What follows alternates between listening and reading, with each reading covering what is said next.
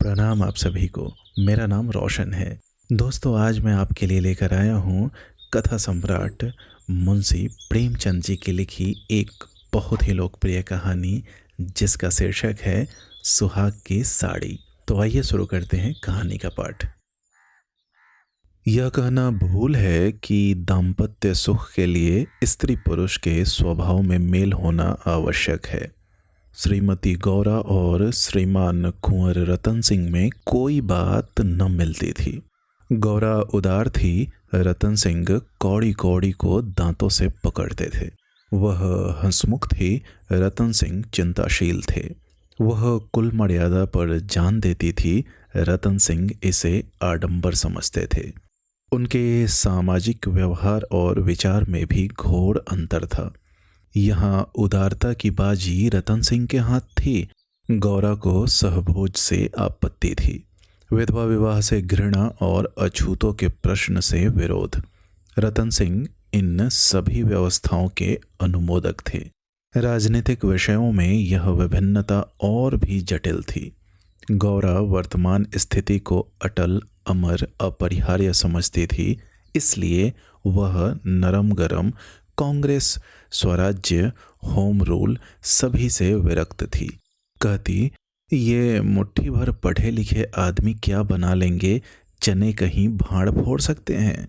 रतन सिंह पक्के आशावादी थे। राजनीतिक सभा की पहली पंक्तियों में बैठने वाले, कर्म क्षेत्रों में सबसे पहले कदम उठाने वाले, स्वदेश व्रतधारी और बहिष्कार के पूरे अनुयायी। इतनी विषमताओं पर भी उनका दाम्पत्य जीवन सुखमय था। कभी कभी उनमें मतभेद अवश्य हो जाता था, पर वे समीर के वे झोंके थे जो स्थिर जल को हल्की हल्की लहरों से आभूषित कर देते हैं। वे प्रचंड झोंके नहीं जिनसे सागर विप्लव क्षेत्र बन जाता है। थोड़ी सी सदिच्छा सारी विषमताओं और मतभेदों का प्रतिकार कर देती थी। विदेशी कपड़ों की होलियां जलाई जा रही थी। स्वयंसेवकों के जत्थे भिखारियों की भांति द्वारों पर खड़े हो होकर विलायती कपड़ों की भिक्षा मांगते थे, और ऐसा कदाचित ही कोई द्वार था जहां उन्हें निराश होना पड़ता हो। खद्दर और गाढ़े के दिन फिर गए थे। नयन सुख, नयन दुख, मलमल और तंजेब तनबेद हो रहे थे। रतन सिंह ने आकर गौरा से कहा, लाओ, अब सब विदेशी कपड़े संदूक से निकाल दो, दे दूं। गौरा बोली, अरे तो इसी घड़ी कोई साइत निकली जाती है, फिर कभी दे देना। रतन सिंह, वाह, लोग द्वार पर खड़े कोलाहल मचा रहे हैं और तुम कहती हो फिर कभी दे देना। गौरा बोली, तो यह कुंजी लो, निकाल कर दे दो। मगर यह सब है लड़कों का खेल। घर फूंकने से स्वराज्य न कभी मिला है और न मिलेगा। रतन सिंह बोले, मैंने कल ही तो इस विषय पर तुमसे घंटों सिरपच्ची की थी और उस समय तुम मुझसे सहमत हो गई थी। आज फिर तुम वही शंकाएं करने लगी। गौरा बोली, मैं तुम्हारे अप्रसन्न होने के डर से चुप हो गई थी। रतन सिंह बोले, अच्छा, शंकाएं फिर कर लेना, इस समय जो करना है वह करो। गौरा ने कहा, लेकिन मेरे कपड़े तो न लोगे ना। रतन सिंह, सब देने पड़ेंगे। विलायत का एक सूत भी घर में रखना मेरे प्रण को भंग कर देगा। इतने में राम टहल साइस ने बाहर से पुकारा, सरकार, लोग जल्दी मचा रहे हैं। कहते हैं अभी कई मोहल्लों का चक्कर लगाना है।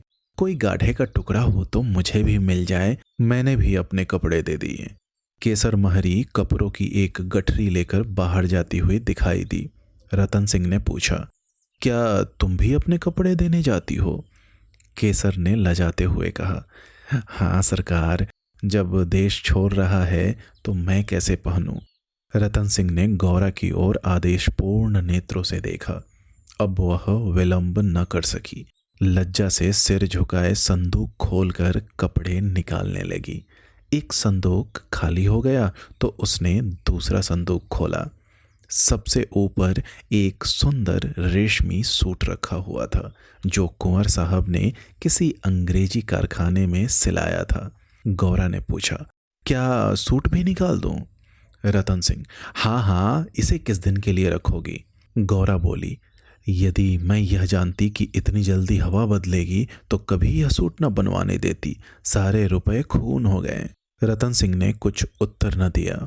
तब गौरा ने अपना संदूक खोला और जलन के मारे स्वदेशी विदेशी सभी कपड़े निकाल निकाल कर फेंकने लगी। वह आवेश प्रवाह में आ गई। उनमें कितनी ही बहुमूल्य फैंसी जैकेट और साड़ियाँ थी जिन्हें किसी समय पहनकर वह फूल ही न समाती थी। बाज बाज साड़ियों के लिए तो उसे रतन सिंह से बार बार तकाजे करने पड़े थे, पर इस समय सबकी सब आंखों में खटक रही थी। रतन सिंह उसके भावों को तार रहे थे। स्वदेशी कपड़ों का निकाला जाना उन्हें अखर रहा था, पर इस समय चुप रहने में ही कुशल समझते थे। तिस पर भी दो एक बार वाद विवाद की नौबत आ ही गई। बनारसी साड़ी के लिए तो वह झगड़ बैठे। उसे गौरा के हाथों से छीन लेना चाहा, पर गौरा ने एक न मानी, निकाल ही फेंका। सहसा संदूक में से एक केसरिया रंग की तंजेब की साड़ी निकल आई, जिस पर पक्के आंचल और पल्ले टंके हुए थे। गौरा ने उसे जल्दी से लेकर अपनी गोद में छिपा लिया। रतन सिंह ने पूछा, कैसी साड़ी है? गौरा बोली, कुछ नहीं, तंजेब की साड़ी है, आंचल पक्का है। रतन सिंह, तंजेब की है तब तो जरूर ही विलायती होगी, उसे अलग क्यों रख लिया? क्या वह बनारसी साड़ियों से अच्छी है? गौरा बोली, अच्छी तो नहीं है, पर मैं इसे न दूंगी। रतन सिंह, वाह, विलायती चीज को मैं न रखने दूंगा, लाओ इधर। गौरा बोली, नहीं, मेरी खातिर से इसे रहने दो। रतन सिंह, तुमने मेरी खातिर से एक भी चीज न रखी तो मैं क्यों तुम्हारी खातिर करूं? गौरा बोली, पैरों पड़ती हूं, जिद न करो। रतन सिंह बोले, स्वदेशी साड़ियों में से जो चाहे रख लो, लेकिन इस विलायती चीज को मैं न रखने दूंगा। इसी कपड़े की बदौलत हम गुलाम बने, यह गुलामी का दाग मैं अब नहीं रख सकता, लाओ इधर। गौरा बोली, मैं इसे न दूंगी, एक बार नहीं 1000 बार कहती हूं कि न दूंगी। रतन सिंह बोले, मैं इसे लेकर छोड़ूंगा, इस गुलामी के पटके को, इस दासत्व के बंधन को किसी तरह न रखूंगा। फिर गौरा ने कहा, नाहक जिद करते हो। रतन सिंह, आखिर तुमको इससे क्यों इतना प्रेम है? गौरा बोली, तुम तो बाल की खाल निकालने लगते हो, इतने कपड़े थोड़े हैं, एक साड़ी रख ही ली तो क्या? रतन सिंह, तुमने अभी तक इन होलियों का आशय नहीं समझा। गौरा बोली, खूब समझती हूँ, सब ढोंग है, 4 दिन में जोश ठंडा पड़ जाएगा। रतन सिंह, तुम केवल इतना बतला दो कि यह साड़ी क्यों तुम्हें इतनी प्यारी है तो शायद मैं मान जाऊं। गौरा बोली, यह मेरी सुहाग की साड़ी है। रतन सिंह जरा देर तक सोच कर बोले, तब तो मैं इसे कभी न रखूंगा। मैं विदेशी वस्त्र को यह शुभ स्थान नहीं दे सकता। इस पवित्र संस्कार का यह अपवित्र स्मृति चिन्ह घर में नहीं रख सकता। मैं इसे सबसे पहले होली की भेंट करूंगा। लोग कितने हतबुद्धि हो गए थे कि ऐसे शुभ कार्यों में भी विदेशी वस्तुओं का व्यवहार करने में संकोच न करते थे। मैं इसे अवश्य होली में दूंगा। गौरा बोली, कैसा अशगुन बात मुंह से निकालते हो? रतन सिंह बोले, ऐसी सुहाग की साड़ी का घर में रखना ही अशकुन, अमंगल, अनिष्ट और अनर्थ है। गौरा बोली, यूं चाहे जबरदस्ती छीन ले जाओ, पर खुशी से न दूंगी। रतन सिंह बोले, तो फिर मैं जबरदस्ती ही करूंगा, मजबूरी है। यह कहकर वह लपके कि गौरा के हाथों से साड़ी छीन लूं। गौरा ने उसे मजबूती से पकड़ लिया और रतन की ओर कातर नेत्रों से देखकर कहा, तुम्हें मेरे सिर की कसम। केसर महरी बोली, बहू जी की इच्छा है तो रहने दीजिए। रतन सिंह के बढ़े हुए हाथ रुक गए, मुख मलिन हो गया, उदास होकर बोले, मुझे अपना व्रत तोड़ना पड़ेगा, प्रतिज्ञा पत्र पर झूठे हस्ताक्षर करने पड़ेंगे। खैर, यही सही। शाम हो गई थी। द्वार पर स्वयंसेवक गण शोर मचा रहे थे। कुंवर साहब जल्दी आइए, श्रीमती जी से भी कह दीजिए हमारी प्रार्थना स्वीकार करें, बहुत देर हो रही है। उधर रतन सिंह असमंजस में पड़े हुए थे कि प्रतिज्ञा पत्र पर कैसे हस्ताक्षर करूं। विदेशी वस्त्र घर में रखकर स्वदेशी व्रत का पालन क्यों कर होगा। आगे कदम बढ़ा चुका हूं, पीछे नहीं हट सकता। लेकिन प्रतिज्ञा का अक्षरशः पालन करना अभिष्ट भी तो नहीं, केवल उसके आशय पर लक्ष्य रहना चाहिए। इस विचार से मुझे प्रतिज्ञा पत्र पर हस्ताक्षर करने का पूरा अधिकार है। त्रियाहट के सामने किसी की नहीं चलती। यूं चाहूं तो एक ताने में काम निकल सकता है, पर उसे बहुत दुख होगा। बड़ी भावुक है, उसके भावों का आदर करना मेरा कर्तव्य है। गौरा भी चिंता में डूबी हुई थी। सुहाग की साड़ी, सुहाग का चिन्ह, उसे आग, कितने अशकुन की बात है। ये कभी कभी बालकों की भांति जिद करने लगते हैं, अपनी धुन में किसी की सुनते नहीं, बिगड़ते हैं तो मानो मुंह ही नहीं सीधा होता। लेकिन वे बेचारे भी तो अपने सिद्धांतों से मजबूर हैं। झूठ से उन्हें घृणा है। प्रतिज्ञा पत्र पर झूठी स्वीकृति लिखनी पड़ेंगी। उनकी आत्मा को बड़ा दुख होगा, घोर धर्म संकट में पड़े होंगे। यह भी तो नहीं हो सकता कि सारे शहर में स्वदेशानुरागियों के सिरमौर बनकर उस प्रतिज्ञा पत्र पर हस्ताक्षर करने से आनाकानी करें। कहीं मुंह दिखाने को जगह न रहेगी, लोग समझेंगे बना हुआ है, पर शकुन की चीज कैसे दे दूं। इतने में उसने राम टहल साइस को सिर पर कपड़ों का गट्ठर लिए बाहर जाते देखा। केसर महरी भी एक गट्ठर सिर पर रखे हुए थी। पीछे पीछे रतन सिंह हाथ में प्रतिज्ञा पत्र लिए जा रहे थे। उनके चेहरे पर ग्लानि की झलक थी, जैसे कोई सच्चा आदमी झूठी गवाही देने जा रहा हो। गौरा को देखकर उन्होंने आंखें फेर ली और चाहा कि उसकी निगाह बचाकर निकल जाऊं। गौरा को ऐसा जान पड़ा कि उनकी आंखें डबडबाई हुई है। वह राह रोक कर बोली, जरा सुनते जाओ। रतन सिंह, जाने दो, दिख न करो, लोग बाहर खड़े हैं। उन्होंने चाहा कि पत्र को छिपा लूं, पर गौरा ने उसे उनके हाथ से छीन लिया। उसे गौर से पढ़ा और एक क्षण चिंता मग्न रहने के बाद बोली, वह सारी भी लेते जाओ। रतन सिंह, रहने दो, अब तो मैंने झूठ लिख ही दिया। गौरा बोली, मैं क्या जानती थी कि तुम ऐसी कड़ी प्रतिज्ञा कर रहे हो। रतन सिंह बोले, यह तो मैं तुमसे पहले कह चुका था। गौरा बोली, मेरी भूल थी, क्षमा कर दो और इसे लेते जाओ। रतन सिंह, जब तुम इसे देना अशकुन समझती हो तो रहने दो। तुम्हारी खातिर थोड़ा सा झूठ बोलने में मुझे कोई आपत्ति नहीं है। गौरा बोली, नहीं नहीं, लेते जाओ, अमंगल के भय से तुम्हारी आत्मा का हनन नहीं करना चाहती। यह कहकर उसने अपनी सुहाग की साड़ी उठाकर पति के हाथों में रख दी। रतन ने देखा, गौरा के चेहरे पर एक रंग आता है, एक रंग जाता है, जैसे कोई रोगी अंतरस्थ विषम वेदना को दबाने की चेष्टा कर रहा हो। उन्हें अपने अहृदयता पर लज्जा आई। हाँ, केवल अपने सिद्धांत की रक्षा के लिए, अपनी आत्मा के सम्मान के लिए मैं इस देवी के भावों का वध कर रहा हूँ। यह अत्याचार है। साड़ी गौड़ा को देकर बोले, तुम इसे रख लो, मैं प्रतिज्ञा पत्र को फाड़े डालता हूँ। गौरा ने दृढ़ता से कहा, तुम न ले जाओगे तो मैं खुद जाकर दे आऊंगी। रतन सिंह विवश हो गए, साड़ी ली और बाहर चले आए।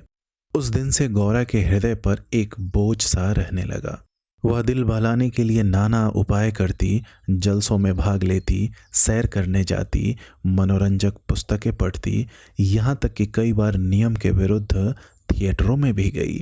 किसी प्रकार अमंगल कल्पना को शांत करना चाहती थी, पर यह आशंका एक मेघमंडल की भांति उसके हृदय पर छाई रहती थी। जब एक पूरा महीना गुजर गया और उसकी मानसिक वेदना दिनों दिन बढ़ती ही गई, तो कुंवर साहब ने उसे कुछ दिनों के लिए अपने इलाके पर ले जाने का निश्चय किया। उसका मन उन्हें उनके आदर्श प्रेम का नित्य तिरस्कार किया करता था।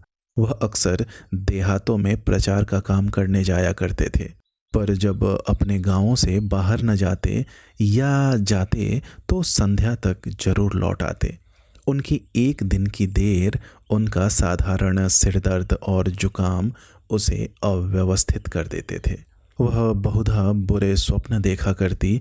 किसी अनिष्ट के काल्पनिक अस्तित्व की छाया उसे अपने चारों ओर मंडराती हुई प्रतीत होती थी। वह तो देहात में पड़ी हुई आशंकाओं की कठपुतली बनी हुई थी। इधर उसकी सुहाग की साड़ी स्वदेश प्रेम की वेदी पर भस्म होकर रिद्धि प्रदायिनी भभूत बनी हुई थी। दूसरे महीने के अंत में रतन सिंह उसे लेकर लौट आए। गौरा को वापस आए 3-4 दिन हो चुके थे, पर असबाब के संभालने और नियत स्थान पर रखने में वह इतनी व्यस्त रही कि घर से बाहर न निकल सकी थी। कारण यह था कि केसर महरी उसके जाने के दूसरे ही दिन घर छोड़कर चली गई थी और अभी उतनी चतुर दूसरी महरी मिली न थी। कुंवर साहब का साइस राम टहल भी छोड़ गया था। बेचारे कोतवान को साइस का भी काम करना पड़ता था। संध्या का समय था। गौरा बरामदे में बैठी आकाश की ओर एकटक होकर ताक रही थी। चिंताग्रस्त प्राणियों का एकमात्र यही अवलंब है। सहसा रतन सिंह ने आकर कहा, चलो आज तुम्हें स्वदेशी बाजार की सैर करा लाऊं। यह मेरा ही प्रस्ताव था, पर 4-5 दिन यहाँ आए हो गए, उधर जाने का अवकाश ही न मिला। गौरा बोली, मेरा तो जाने का जी नहीं चाहता, यहीं बैठकर कुछ बातें करो। रतन सिंह बोले, नहीं चलो देखावें, 1 घंटे में लौट आवेंगे। अंत में गौरा राजी हो गई। इधर महीनों से बाहर न निकली थी। आज उसे चारों तरफ एक विचित्र शोभा दिखाई दी। बाजार कभी इतनी रौनक पर न था। वह स्वदेशी बाजार में पहुंची तो जुलाहों और कोड़ियों को अपनी अपनी दुकानें सजाए बैठे देखा। सहसा एक वृद्ध कोड़ी ने आकर रतन सिंह को सलाम किया। रतन सिंह चौंक कर बोले, राम टहल, तुम अब कहाँ हो? राम टहल का चेहरा श्री संपन्न था। उसके अंग अंग से आत्मसम्मान की आभा झलक रही थी। आंखों में गौरव ज्योति थी। रतन सिंह को कभी अनुमान न हुआ था कि अस्तबल साफ करने वाला बूढ़ा राम टहल इतना सौम्य, इतना भद्र पुरुष है। वह बोला, सरकार, अब तो अपना कारोबार करता हूँ।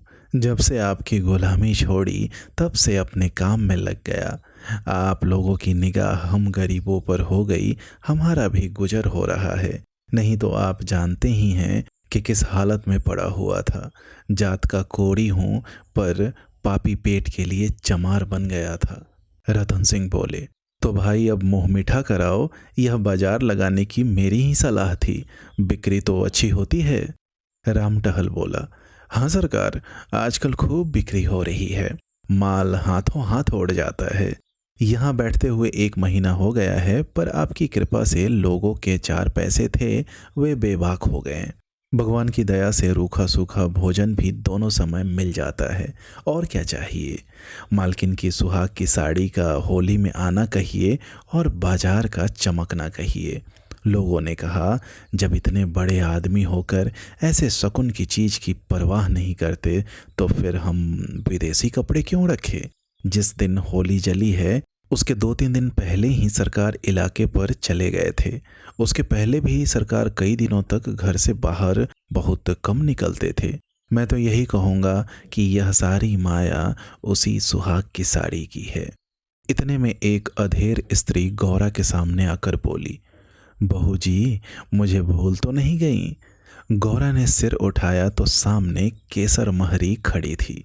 वह सुंदर साड़ी पहने हुई थी। हाथ पांव में मामूली गहने भी थे। चेहरा खिला हुआ था। स्वाधीन जीवन का गौरव एक एक भाव से प्रस्फुटित हो रहा था। गौरा ने कहा, इतनी जल्दी भूल जाऊंगी? अब कहाँ हो? हमें लौटने भी न दिया, बीच में ही उड़ भागी। केसर बोली, क्या करूं सरकार, अपना काम चलते देखकर सब्र न हो सका।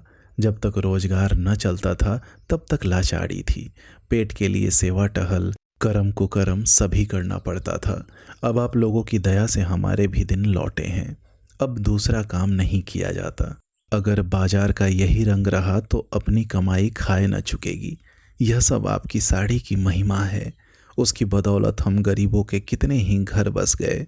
1 महीना पहले इन दुकान वालों में से किसी को रोटियों का ठिकाना न था। कोई साइसी करता था, कोई तासे बजाता था, यहाँ तक कि कई आदमी मेहतर का काम करते थे।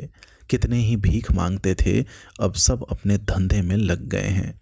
सच पूछो तो तुम्हारे सुहाग की साड़ी ने ही हमें सुहागिन बना दिया, नहीं तो हम सुहागिन होते हुए भी विधवाएं थी। सच कहती हूँ, सैकड़ों जवानों से नित्य यही दुआ निकलती है कि आपका सुहाग अमर हो, जिसने हमारी रांड जात को सुहाग दान दिया। रतन सिंह एक दुकान पर बैठकर कुछ कपड़े देखने लगे। गौरा का भावुक हृदय आनंद से पुलकित हो रहा था। उसकी सारी अमंगल कल्पनाएं स्वप्नवत विछिन्न होती जाती थी। आंखें सजल हो गई थी और सुहाग की देवी अश्रु संचित नेत्रों के सामने खड़ी आंचल फैलाकर उसे आशीर्वाद दे रही थी। उसने रतन सिंह को भक्तिपूर्ण आंखों से देखकर कहा, मेरे लिए भी एक साड़ी ले लो। जब गौरा यहाँ से चली तो सड़क की बिजलियां जल चुकी थी। सड़कों पर खूब प्रकाश था। उसका हृदय भी आनंद के प्रकाश से जगमगा रहा था।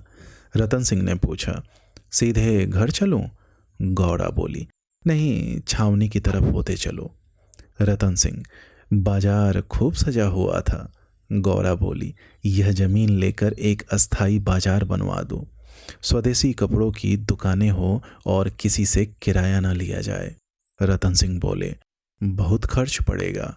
गौरा बोली, मकान बेच दो, रुपए ही रुपए हो जाएंगे। रतन सिंह बोले, और रहें पेड़ तले? गौरा बोली, नहीं, गांव वाले मकान में। रतन सिंह, सोचूंगा। गौरा जरा देर रुक कर बोली, इलाके भर में खूब कपास की खेती कराओ। जो कपास बोए उसकी बेगार माफ कर दो। रतन सिंह बोले, हाँ, तदबीर अच्छी है, दूनी उपज हो जाएगी। गौरा कुछ देर सोचने के बाद पुनः बोली, लकड़ी बिना दाम दो तो कैसा हो, जो चाहे चरखे बनवाने के लिए काट ले जाए।